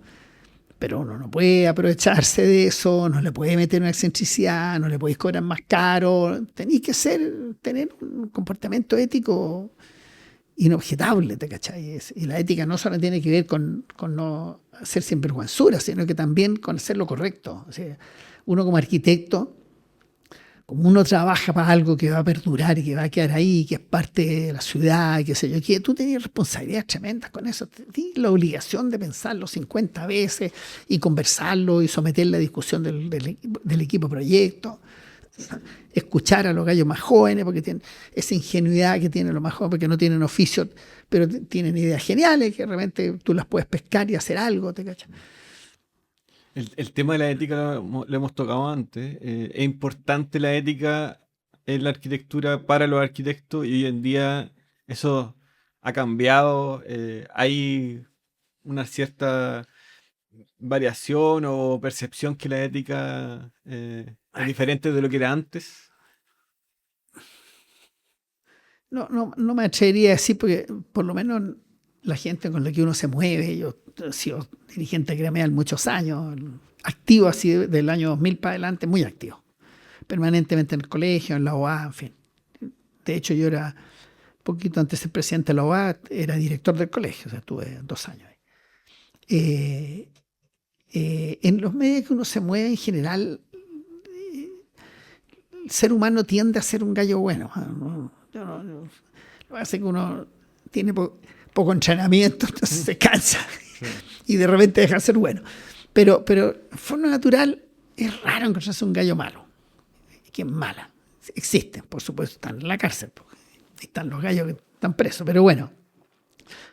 Pero en general tú notas que todo el mundo tiene principios, tiene valores, pueden ser distintos, pueden ser más progresistas, menos, pero todo el mundo lo tiene. Es una cosa natural, ser humano. Tenéis que vivir, tenéis que convivir, claro, sonado, si no te pegan un puñete, si uno lo aprende así. Si andáis y comís con la boca abierta, te pegan un coscacho a alguien, porque no sé, cochino. Entonces, te quiero decir que son normas como obvias. Entonces, en el trabajo es lo mismo. En general, hay actos, la gente comete acciones. Un ñato que se porta mal, ese lo sacan, la sociedad lo saca. Hay un arquitecto con mala fama, un ingeniero con mala fama, un abogado con mala fama, claro, te hacen eso una vez, pero ya no ya. Entonces, en general, yo digo, hay actos, es raro. Y de repente actos voluntariamente son voluntarios. Ya yo desesperado por una pega, hace una cochinada a otro arquitecto que le quita la pega, esas cosas pasan. Entonces tiene que haber un control ético, en mi opinión. Tiene que haberle de todas maneras. Lo que pasa es que para que haya un control ético, y ahí entramos en un tema complejo, ¿quién lo ejerce? ¿A quién tú le das esa autoridad? Porque a quien tú le das esa autoridad puede abusar. Entonces, en Chile existe el Poder Judicial, pero el Poder Judicial tiene una cachada de instancia. Hay un juez chiquitito, después puedes reclamar con otro juez, después te puedes ir al corte de apelaciones. Tenéis donde defender abogados que te defienden procedimientos escritos. Y más o menos funciona. Yo no digo que es infalible, imposible, pero más o menos anda. Y la gente se somete a eso. Pero la ética tiene que ir con las conciencias. Entonces es súper difícil. Es muy difícil verte enfrentado a mí me tocó, cuando era presidente del colegio, un conflicto entre 2 connotados arquitectos, que era un conflicto ético, muy mal abordado, muy mal resuelto. El problema, que era chico, se transformó en grande. No, fue una cosa terrible. Me tocó a mí como presidente del colegio. Había un tribunal de ética en el colegio. Pero al final tenéis que alguien al cual le crean ambas partes, claro, buscar algún ajuste, ¿te cachai o no? Sí. Porque toca cosas personales. Sí. Es una palabra, la ética es una cuestión muy profunda. Sí. Porque la justicia lo que juzga son actos. Usted robó o no robó. Usted le pegó un puñete a un gallo por la espalda y listo. Claro. Pero aquí hay intenciones, hay voluntades. Y tú te ves afectado porque hay una mala intención de alguien que te provoca un problema, ¿te cachai? ¿No? Entonces es muy difícil, pero yo creo que tiene que haber.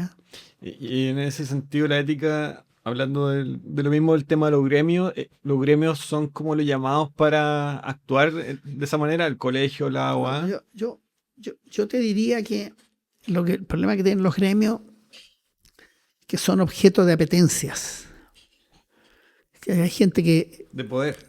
Sí, apetencia de todo tipo, de poder, de figurar, de lo que fuera. Son apetecibles, sobre todo los arquitectos, porque lo que nosotros hacemos es como hay mucho factor intangible, digamos, intangible es que tú no lo puedes medir, pero está. Te fijas que tiene que ver con la belleza, por ejemplo, con el éxito, tiene que ver con la fama. Entonces está lleno de situaciones de ese tipo. Entonces los gremios, sí, es potencian. Claro, tú te encuentras porque tienes necesidad de ellos, pero tú notas que hay todos rivales. Sí, claro. ¿Cómo se resuelve eso? En la medida que tú tengas claro que lo que nos une es la arquitectura y el amor por la arquitectura Y una cosa que hay que buscar entre los arquitectos es que nos alegremos todos de las buenas obras de todos, porque eso nos ensancha nuestro horizonte. Cuando yo te decía al principio, antes de empezar esta conversación, te dije, hay grandes arquitectos en Chile, pero los resultados más o menos. Las ciudades son horrendas. No hay pueblo que no esté hecho pedazos. No hay pueblo. Por decirte algo, 50 años atrás, iba allá a Valdivia y era una maravilla. Y hoy día, claro, está el puro casco, algunas casas, pero el resto está charqueado entero. O sea, el crecimiento le ha hecho. No hemos sido capaces los chilenos de llevar nuestro crecimiento armónico a las ciudades. O sea, tú ves Santiago lo mismo. Por algo hay un descubrimiento reciente del valor del patrimonio. Cuando Chile tiene cosas que no son más antiguas que 100 años, los terremotos se han encargado de cargarse todo lo que tiene más de 100 años. Y de menos también. Entonces, ¿por qué son tan feas las ciudades? ¿Qué pasa? Entonces tú encuentras obras preciosas, pero las insertas de la casa al lado como un loro, o un edificio macabro, o al frente te hacen otro. Entonces tú decís, aquí hay algo que estamos mal como sociedad. Entonces, hay algo entre nosotros también que anda mal. ¿Te fijas tú? En esta cosa falta el entender que somos parte de una especie de colectivo, que todos somos responsables de él y que aquí lo que hay que tratar es lograr, por decirte algo así, con lo que era Providencia Antiguo, barrio como Ñuñoa, Valle Independencia, los barrios increíbles metidos, ya están hechos todos huasca, pero era precioso eso. Yo que soy viejo los conocí de joven, alguna vez cuando estudié arquitectura lo iba a ver, en todos lados de la ciudad, los barrios pobres, los barrios ricos, habían ejemplos de barrios armónicos, bonitos, y eso se ha perdido muchísimo. Entonces, ¿qué te pasa con...? Hoy día hay yo te diría que los tiempos actuales son extremadamente premiadores del éxito personal. El gallo que le da bien, le da, pero ya, ¿para qué decirte? Se escapa. Hay un gallo pinteado, olvídate, porque además tiene la ropa, tiene el destino, se la arregla, o sea, es muy premiador del éxito personal. Y no castiga al que no tiene éxito, al gallo que no tiene éxito por malas prácticas. No se atreven a eso. En la arquitectura te pasa eso. Tú veis los concursos de repente, las licitaciones públicas, hay juego sucio. ¿Cachai? Le denunciáis al jurado que hay un gallo que está fuera de base, por ejemplo. No te pasa lo de arquitectura, te pasan las licitaciones. Entonces te transforman los arquitectos en un elemento más así de juicio, o sea, de pillarte cuestiones que están mal hechas. ¿Qué es lo que se resiente en la arquitectura? La calidad de las obras. Claro. Entonces, para mí, el control ético, si hubiera un control ético efectivo, si se pudiera hacer, tiene que controlar las reglas del juego, el procurar dar una señal, tiene que haber como un código de comportamiento, una señal de que al final la arquitectura es lo que importa, porque la arquitectura es lo que permite generar los lugares donde la gente habita, que la gente sea feliz. Hay una relación directa entre la felicidad de las personas, la ciudad donde vive, si tienen parques, tienen jardines, tienen equipamiento y belleza. Todas esas cosas son como lo que hay que aspirar. Entonces dice, ¿cómo formula un código ético así tú? Entonces, que no sea una cosa que estemos todos de acuerdo. Entonces, ¿qué es lo que pasa con el colegio? Bueno, el colegio está muy disminuido, está muy capturado por ¿cómo se llama esto? Por grupos políticos. Hace mucho tiempo que está así, entonces no es confiable. Si un edificio grande, te pueden acusar el comité de ética porque hiciste un edificio grande, ¿te cachai? O sea, tampoco tiene claro qué se va a hacer. Entonces la gente no quiere que lo hagan los colegios. Nosotros en la UAA lo planteamos, que teníamos que tener pero habría que hacerlo muy simple, muy acotado y con objetivos muy, muy concretos, como por ejemplo buen comportamiento, buenas prácticas, temas de ese tipo. Buscar el bien mayor. Buscar el bien mayor. Entonces, si tú hay un concurso, bueno, respetar el jurado. Bueno, acá jurarse en Ecuador, no sé si viste el medio escándalo que hay. Pero una vergüenza. Pero la peor vergüenza. Ganó Campo Baeza y después. Sí, pero la peor vergüenza. Y además hubo como temas de canibalismo. No, eso es lo peor. Yo lo encontré que eso fue lo peor. Yo creo que todas las declaraciones públicas han sacado los gremios, nosotros sacamos una. se ha preocupado también de poner en valor, de que hay que respetar al ganador, pero no han destacado con la suficiente fuerza lo peor que tuvo, que es que después algunos de ellos los dejaron y buscaron entre los proyectos que ellos eligieron cuál tenía que ser ganador y los tipos aceptaron. Sí. Esa cuestión es inaceptable. Sí, claro. Peor, yo creo que el presidente de la República cometió un error. En Chile pasó lo mismo. Pasó acá. Una gran obra importante que hay en Valparaíso. Ya. Hubo intervención. Y hubo intervención de la autoridad. Ya. Pero no pasó. No, pero fue antes. Hubo presión. Y yo soy jurado, yo soy casi jurado profesional, yo he estado jurado N veces. Y tú notas presiones de repente, las notas. Pero lo que pasa es que hay un par de jurados mal genio y sacas problemas. ¿Te cachai tú? Pero tiene que haber alguien que se ponga pesado. Pero tú notas que hay esas cosas que no corresponden. No. Digamos que alguien te llama siendo tu jurado, te dice, oye, mira, mi proyecto, tratan de decirte cuál es, te cachas, cosas pasan. Eso son malas prácticas. Es lo que llamo yo malas prácticas. Entonces, más que ir a este gallo no le gustó el proyecto, no sé, quería que ganara otro, lo declara desierto, no lo declara cierto, lo premian, lo echan echaron al gallo que lo hizo. Sí. Exactamente, y después le quitan el premio y llaman al resto, y ahí debe haber el resto se iba entero. Sí. Todos para afuera, todo, nuevo concurso, nuevo jurado, nuevo todo lo mismo. Ahora yo lo habría, como esta cosa venía la autoridad, yo no habría hecho ni una cuestión, ni un arquitecto se presente, ni un arquitecto se presenta. Pero esos son comportamientos éticos. Si tú dices, efectivo para que tú eres, ¿qué es lo que nos une? Ser arquitecto. Sí. ¿Cuál es nuestra responsabilidad colectiva? Crear los espacios para que transcurran la vida de las personas. Y la vida colectiva. Entonces, es muy simple un código ético en esos términos. Usted está champeando en el jurado para afuera. Si usted está... llamó al cliente y se saltó a este arquitecto, implacable. Lo de Ecuador también me imagino, hay un tema de, no sé, de lo que conversamos recién, buscar el bien mayor que el bien de la arquitectura. Uno acepta participar en un concurso, obvio, hay reglas, si el concurso se declara desierto, bueno, no se hace el concurso, no hay alguien que salga electo, se hace de nuevo.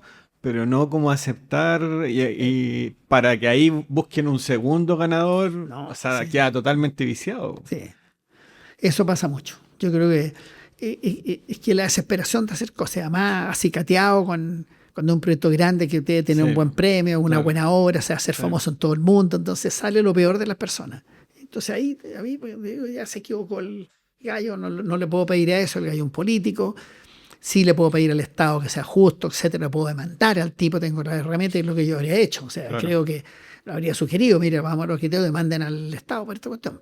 Pero tienen que haberlo hecho todos los que estaban participando, pero todos hicieron los tontos si les tocaba a ellos, pues. Claro.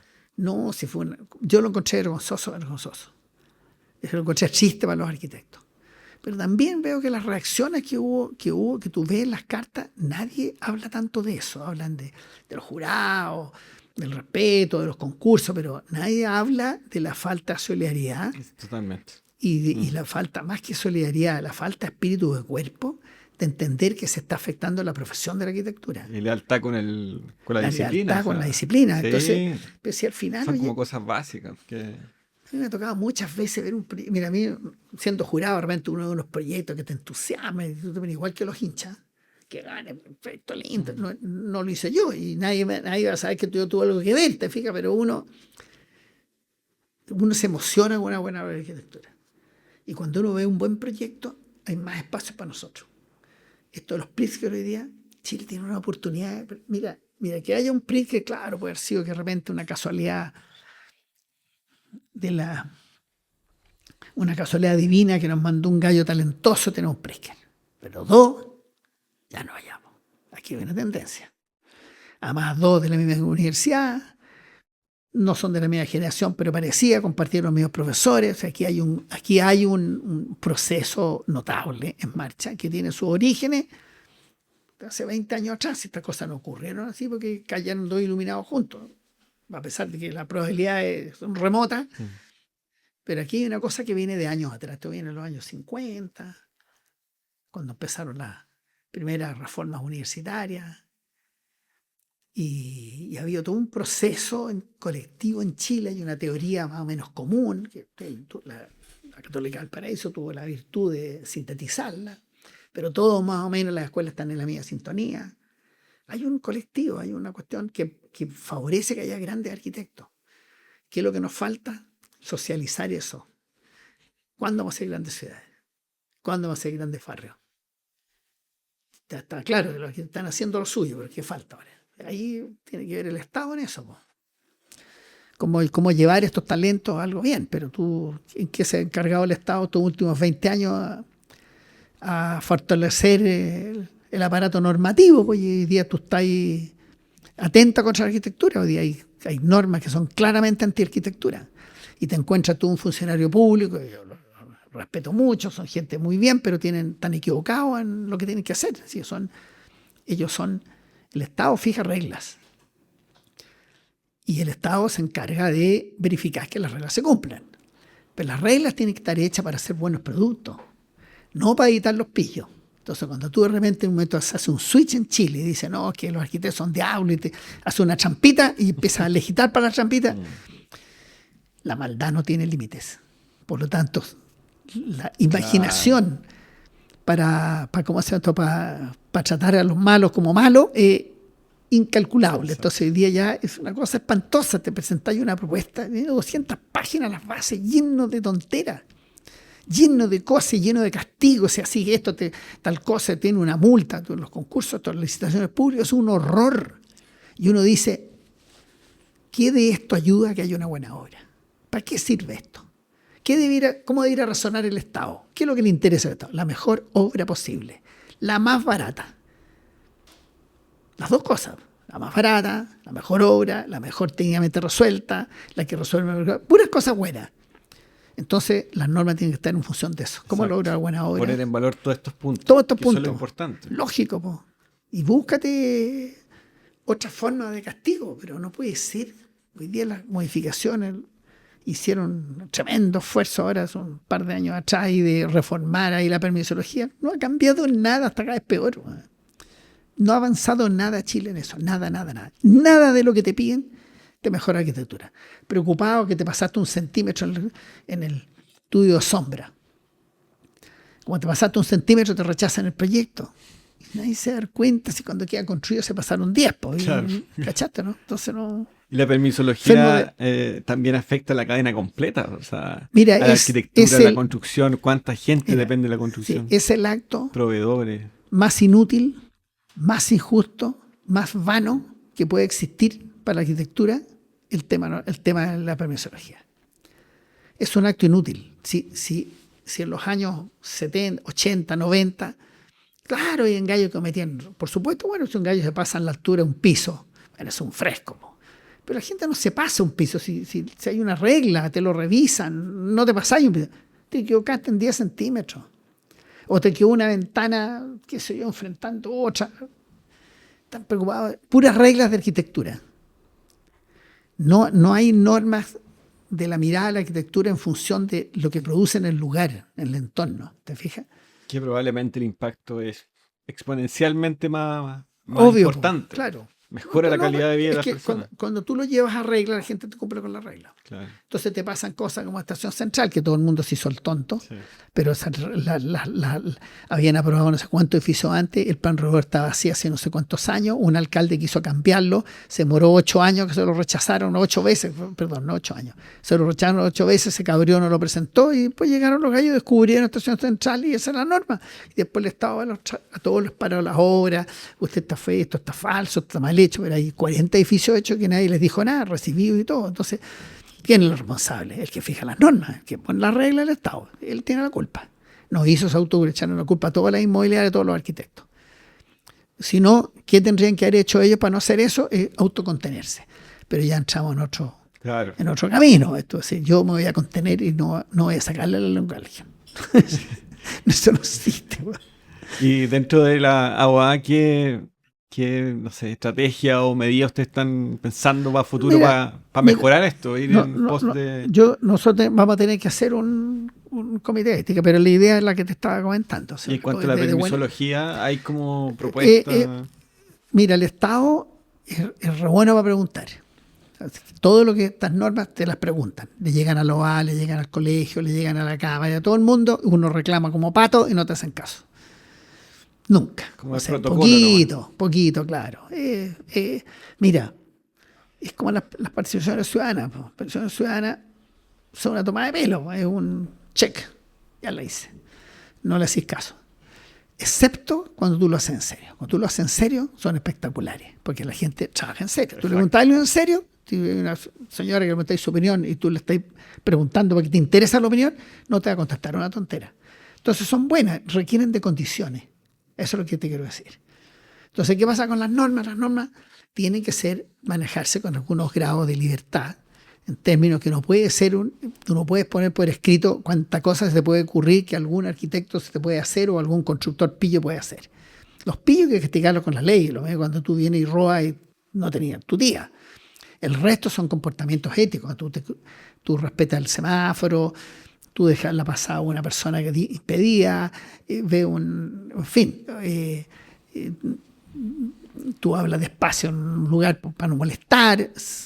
Tiene que ver con la educación. Eso es mucho más efectivo. Que la gente se porte bien. Para lo cual tú tienes que decirle, yo quiero que haga usted algo bueno. Pedirle algo que esté bien. Entonces tú das normas para que haya una buena arquitectura, no para que la arquitectura se vaya a la punta del cerro. Exacto. Hoy día, por ejemplo, tú tenías aparte de las normas de los GUC, tenías normas en cada una de las, que son los gallos ¿cómo se llama? De la accesibilidad universal, una norma. Que no está lo gusta, se junta. Ahora Técnica. salió la norma T, que es una brutalidad, o sea, es una cuestión absolutamente regresiva. Nosotros como nos opusimos terminantemente. Y nos atrevieron al principio, fuimos el único gremio, estábamos metidos ahí en el ¿cómo se llama el CDT? No, ¿cuál es? Se me olvidó la institución, que están todos los gremios. Nos meten. Y resultó que éramos los únicos que nos oponíamos. Los ingenieros en contra, los constructores en contra, todo en contra de nosotros. Los fabricantes de vidrio en contra.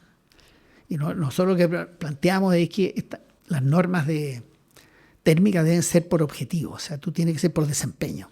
Tú haces una propuesta y tú pones normas de cumplimiento, ¿cómo se llama esto? De aislación, de ruido, de humedad, tú pones las cosas. Entonces uno hace un estudio y uno lo muestra con el estudio. Pero no podéis hacer normas de arquitectura. No pueden haber ventanas para el sur, no pueden ser de más de qué tamaño. O sea, Claro, esa arquitectura. Eso. Y eso están todos así. La accesibilidad universal también está llena de distorsiones. Porque se transforma después ahora la norma de incendio. Olvídate, los pasillos protegidos. Entonces, claro, aquí hay un ñato que le pasó, es como las leyes con nombre. Tú le pegaron una patada a un perrito, ley Cholito. Un gallo no tenía cobertura, ley Ricardo Soto. Y así. Y esas leyes con nombre siempre son hechas en medio de una crisis, sin reflexión, y no resuelven el problema, sino que castigan al que replica esa situación. Claro. ¿Te cachai tú? Sí. Pero los animales, igual cerráis la puerta y van a patar el traste al pobre perro, ¿te cachai? Claro. No, es un tema distinto, hay un tema de educación primero y obviamente tú puedes penalizar el maltrato. Pero había una ley de maltrato, ¿por qué no la aplican?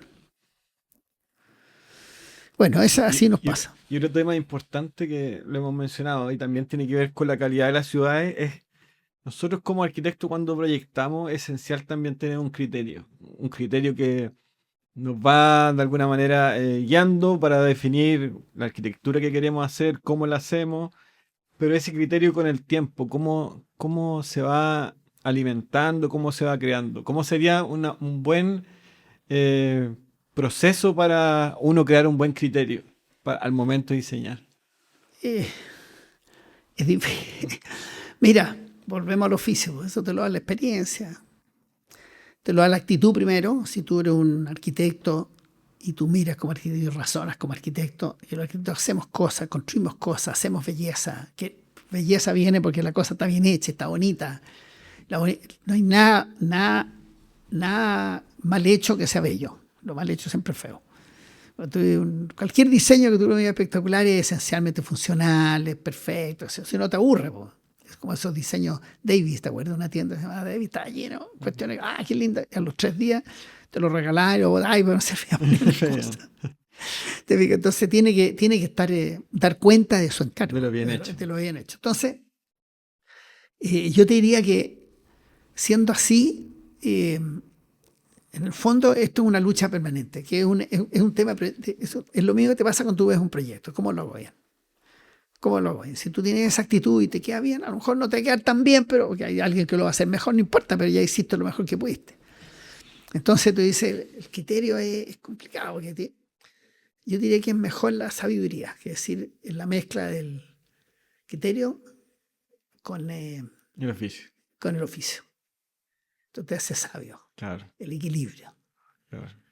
El criterio es una norma que es variable también, depende de qué. Yo creo que al final, si uno quiere hacer una buena obra, al final tú siempre sabes lo que te decía al principio. Tú siempre sabes qué es lo que está bien. Nadie te tiene que preguntar cualquier cosa, si está bien o no está bien, pero piensa si el corazón, no, en realidad está mal. Claro, claro. Y uno lo sabe. Claro, sí. Un partido de fútbol. ¿No? Sí. Sí, los argentinos están repicados, pero objetivamente España era mejor. ¿No? Claro, lo saben. Tú dices, no, sí, en realidad, bueno, yo era de los pocos chilenos que iba por Argentina porque tengo solidaridad latinoamericana, pero caché que no había nada que hacer. No, tienen suerte los argentinos. Entonces, al final, los gallos pateaban a uno, qué sé yo, trataban de meter un gol porque son buenos, pues de repente son capaces de meter un gol, entonces de repente no gana el mejor, pues gana el más viaracho. Pues. Exacto. Ahora, haciendo la conexión, si uno conecta, por ejemplo, el criterio, el oficio, nos da sabiduría, esa sabiduría al momento de proyectar es muy probable que haga que una obra envejezca bien. Sí. Lo que pasa es que si la obra envejece bien, es una buena obra. Si tú miras cuestiones hechas, el ser humano ha hecho cosas maravillosas, está lleno de monumentos con nombres, pero hay 100.000 más sin nombre que lo hizo alguien. Casa, aquí está lleno. Lleno, las ciudades, los pueblos, los objetos, las artesanías. Están siempre llenas de belleza, porque alguien que le puso su espíritu, lo hizo la cosa con amor. ¿Cómo te explicas tú los pueblitos? Un pueblo bonito, cuando ahí no hubo planificación. Hay un señor que hizo una casa y el señor de al lado, como educado, hizo otra casa que armonizaba con esa. Al final, de eso, cuando uno habla de sabiduría, es el equilibrio. Nadie vino a una casa de chantocha aquí y le puso. No pasan esas cosas. No pasa. Por eso están hoy día, son pueblos que los vamos a ver como turistas, qué cosa más linda. Estamos llegando casi al final del episodio y quedan 2 preguntas. Una me parece muy interesante de preguntarte, que tiene que ver con el legado.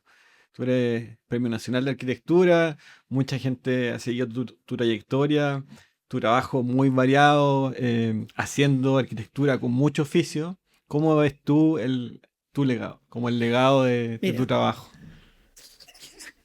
Voy a decir una brutalidad, voy a partir por una brutalidad. A mí si hay algo que me carga, cuando los políticos hablan del legado. Dicen, ¿cuál es el legado? Oye, ¿para qué te eligieron? ¿Para qué estáis vos ahí? Para ser presidente, ¿no es cierto? ¿Qué legado tenéis que hacer? Tenéis que hacer las cosas bien. Pero decir, yo dejé un legado, le hice un favor a Argentina. O sea, yo me lo tomo así. Tú me decís, ¿qué legado? ¿Cómo hacer escuela, por ejemplo? No, yo te diría, yo diría, prefiero que hablen la obra, decir, bueno, ¿qué es lo que uno pretende hacer? La cosa bien hecha, haber hecho una buena obra y que si la obra después el tiempo dirá si perduró o no.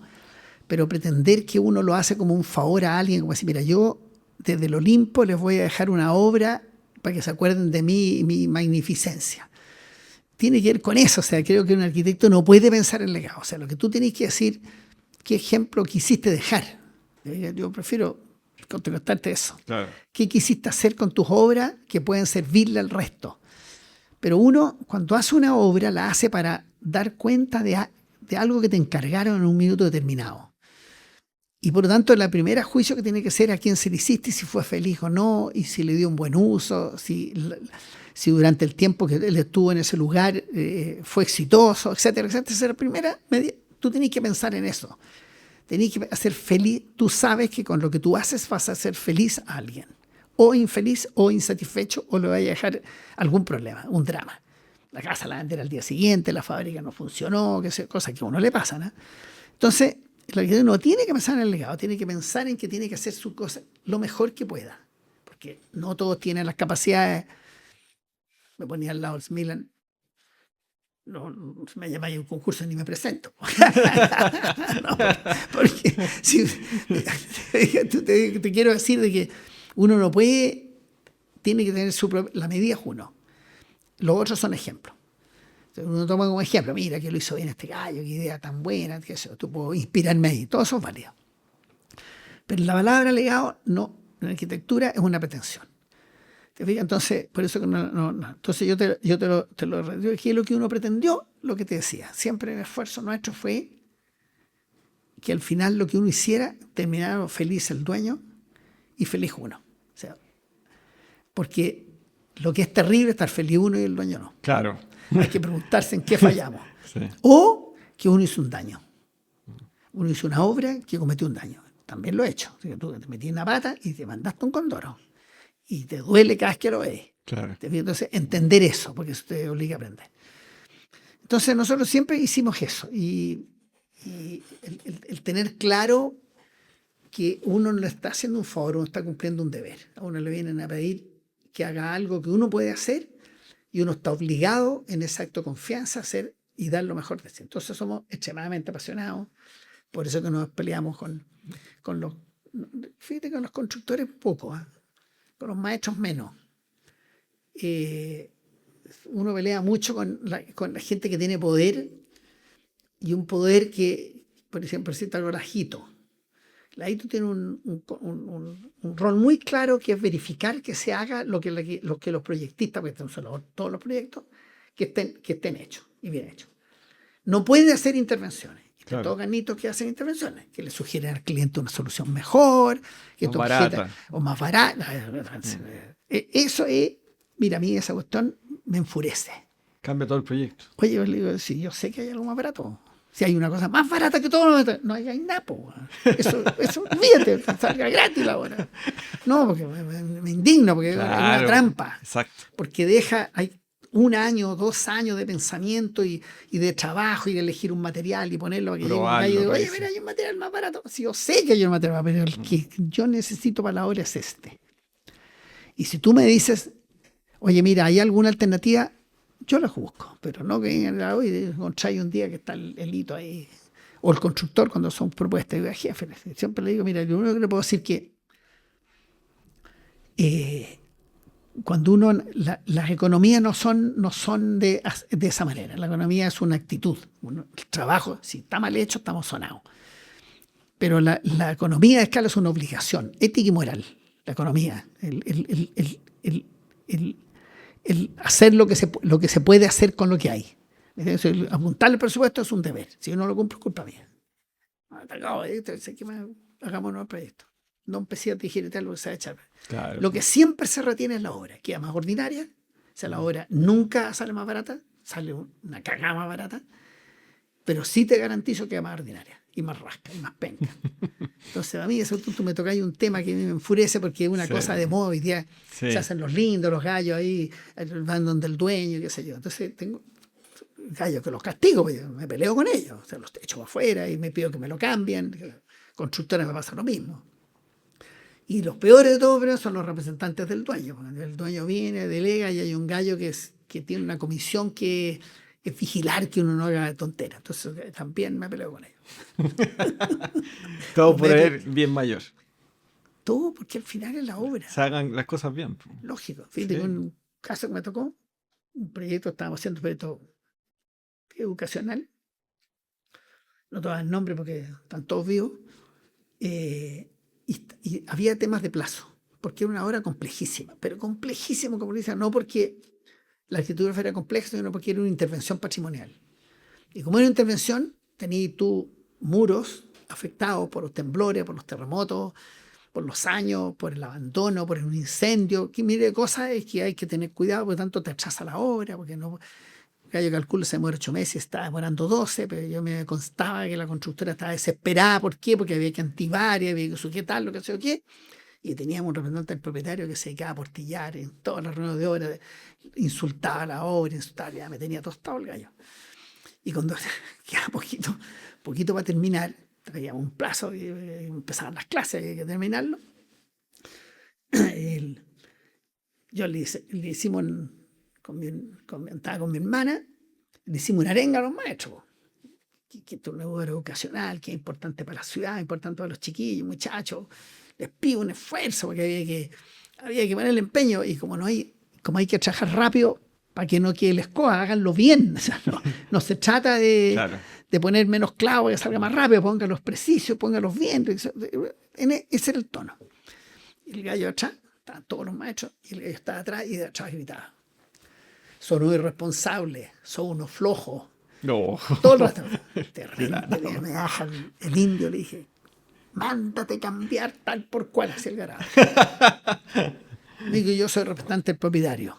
No hay representante de nada. Dije, yo soy el dueño de la obra, permiso a tu nombre mío, me echáis a patada el día que te la reciba, pero aquí yo soy el que manda, saquen para afuera este weón. Y le dije al de la empresa, y yo te echo a ti, le dije, te voy a echar a ti por libro ahora si este pelotudo lo veo aquí adentro. Y no lo dejé entrar, y lo saqué para afuera. Y el guardia abajo, tengo instrucciones, don Juan Sar. Te lo puedo dejar entrar, imagínate cómo gritarle. Claro. Olvídate, bueno, no aguanté, porque el gallo era un mal elemento. Lo que Claro, no aportaba nada a la obra. Necesitábamos buena voluntad. Si en el fondo era, mira, ya estaba todo hecho. La constructora no podía más, estaban con doble turno, todo no se podía hacer. Uno necesitaba la buena voluntad que no vayamos a hacer las cosas rápidas. Eso es lo que yo buscaba. Y no, sí, lo hacen mal porque no saben, decía. Lo hacen mal porque son malos, son pencas. Todo el rato el gallo, mala onda el gallo. Sí, no aportan nada. Chuleta, Exacto. Para afuera. Exacto. Así, tengo varias historias de esas. Muy buena. La última pregunta que le sé el podcast. Comenzaste, Juan, por un fuerte arraigo por la geografía de Chile. Entraste a estudiar ingeniería, después te cambiaste a arquitectura. Te llenó mucho la carrera. Comenzaste una carrera de mucho oficio con tu hermana. Has formado ya una oficina que tiene distintas obras de escala muy variada. Con todo lo que has vivido, si pudieras viajar al pasado y encontrarte con ese Juan de 15 años que tenía mucha ilusión por descubrir la naturaleza, le gustaba la geografía y también tenía cierta intuición por la espacialidad. Con todo lo que has vivido, ¿qué cosa le dirías? Mira, enamorarse de arquitectura. Eso es lo que te da la fuerza. Buenísimo. O sea, yo te digo, y uno se enamora, uno entiende lo que tiene entre manos. Claro. Es súper importante. O sea, yo sé que cada profesión cree que es la más importante del mundo. Para mí, para los arquitectos, para mí como arquitecto, lo más importante del mundo es la arquitectura. Todo el resto te repara, doctor, es re importante el doctor, pero te arregla, pero, en fin, lo que hace, no te cambia la vida, te permite vivir nomás. Claro. Pero la arquitectura cambia la vida. Eso es importante. Gran cierre, Juan. Fue un honor tenerte acá en esta conversación tan cercana, tan genuina y también agradecer tu simpatía, muy cercano. Así que yo creo que va a ser una conversación muy enriquecedora para mucha gente. Para mí también lo fue, así que todo espectacular. Y que te vaya muy bien en todo lo que hay. Muchas gracias. Súper. Si te gustó esta conversación, te invito a darle like, compartirla y suscribirte al canal. Con un gesto tan simple como ese, ayudas a que Mente Creativa siga creciendo. Muchas gracias por acompañarnos y nos vemos en el próximo episodio.